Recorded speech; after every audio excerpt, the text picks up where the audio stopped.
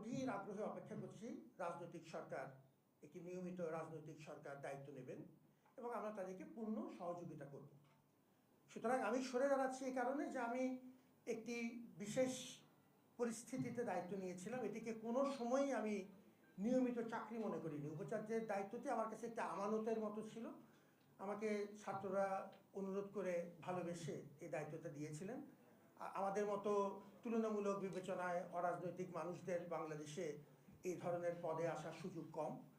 আমি এটিকে আল্লাহর রহমত এবং ছাত্রদের মমতার একটি অংশ হিসেবে মনে করেছিলাম। সরকার আমাকে দায়িত্ব দিয়েছিলেন, আমি যতদূর পেরেছি আপনাদেরকে সাথে নিয়ে এখন একটি স্থিতিশীল অবস্থায় এসেছি। আমি সরে দাঁড়াতে চাই যাতে রাজনৈতিক সরকার তার মতো করে তার প্রশাসন সাজিয়ে নিতে পারেন। সেই ক্ষেত্রে যদি তাদের কোনো আমার সহযোগিতা দরকার হয়, আমি যে কোনো সময় প্রস্তুত আছি।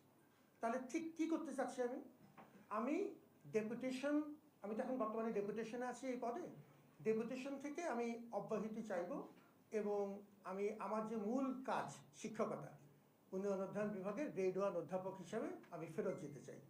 এর পরিস্থিতিতে যদি অন্য কোনো দায়িত্বের বিষয় থাকে, অন্য কোনো সুযোগ যদি আমাকে আল্লাহ দেন, তখন আমি সেটা চিন্তা করব, বিবেচনা করব। আপাতত অনেক দিন কঠিন পরিশ্রম হয়েছে আপনাদের সবাইকে সাথে নিয়ে। আমি খুব ব্যক্তিগত কথা বলতে স্বাচ্ছন্দ্য বোধ করি না।